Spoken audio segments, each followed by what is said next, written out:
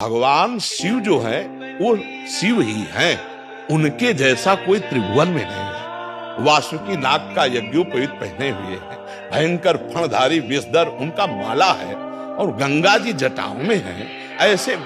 ऐसा परिवार देखा है? देखो, शिव जी का वाहन नंदी और भगवती का वाहन बबर शेर। 1 मिनट में नंदी को खा जाए, लेकिन दोनों चैन से रहते हैं, नहीं रहते? अच्छा, अब और आगे बढ़ो। कार्तिकेय जी का वाहन मयूर है ना। भगवान शंकर के गले में सांप, मोर सांप का बहुत बड़ा आहार करता है। सांप का आहार। गणेश जी का वाहन चूहा है ना। कहीं झगड़ा देखा? बिल्कुल शांति से पूरा अरे शिव की क्षमता कोई कर सकता है? शिव तो शिव है। व्यसन करने में शिव को मत ला यार। ये भगवान शंकर नशा कर, अरे यार वो तो परमात्मा है यार, वो तो महादेव, देवाधिदेव महादेव है। नहीं, ऐसा नहीं। शिव जी ने तो हलाल जहर पिया, भले एक बूंद पी के दिखाओ।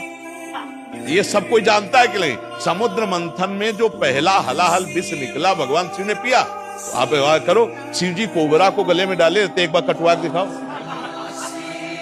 शिव जी ने गंगा जी धारण किया, 1 बाल्टी पानी धारण करो। शिव जी ने गंगा जी धारण किया 1 बार। शिव जी कभी भांग नहीं खाते। मंत्रों के द्वारा विजया शब्द से उनका अभिषेक किया जाता है, अभिषेक किया जाता है। शिव जी के ऊपर जहर का फल चढ़ता है, धतूरा का। शिव जी के ऊपर अकौड़ा का फूल चढ़ता है, चढ़ता है ना। खा लो, जहर है, हलाहल जहर खा के तो दिखाओ। धतूरा का माला चढ़ता है। विश्वनाथ जी का वो पहले बैच में आए थे, वो लाते कभी कभी पूरा धतूर का माला। एग्जाम्पल बनाइए या एग्जाम्पल तो किसी का भी आप दे सकते हो। आप कभी देखा है लोग कहते हैं भगवान शंकर चिलम, ऐसा कहीं लिखा है?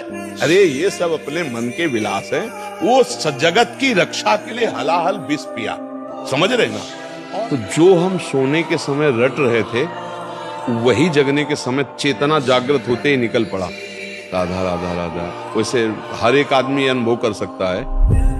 ऐसे ही हमने मूर्छा के समय भी देखा, जब हमारे डायलिसिस के लिए ऑपरेशन हुआ, ये उदर वाला, फिर छाती का यहाँ ऑपरेशन, फिर हाथ का, तो यहाँ वाले में हमें बेहोश किया गया। तो हमें जब बेहोश करने को था तो हमने उनसे कहा था कि आप बेहोश करने के कुछ मिनट पहले हमें सूचित कर दीजिए कि मैं आपको बेहोश कर रहा हूँ। तो उन्होंने बताया कि बाबा अब हम इंजेक्शन लगाने वाले हैं।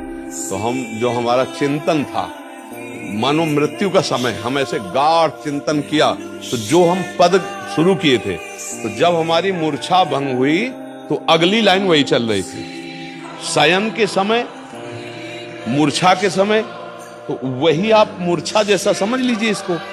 तो जिस समय आप राधा राधा चेतना में बोलकर आपकी चेतना शक्ति, स्मृति शक्ति लुप्त हुई, फिर जब जागृत हुई तो फिर राधा राधा आप बोल रहे हैं कि मुझे ग्लानि होती, तो वो पूरा समय आपका भजन ही माना जाएगा।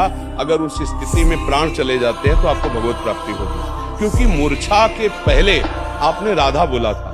मूर्छावस्था में आप असमर्थ हैं, ना सत बोल सकते ना असत, ना सत्क्रिया ना असत क्रिया।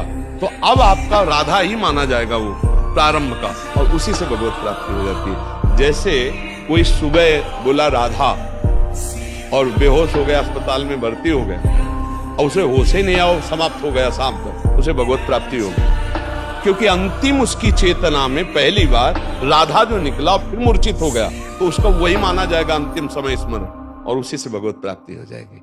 आप समझ पा रहे? जी।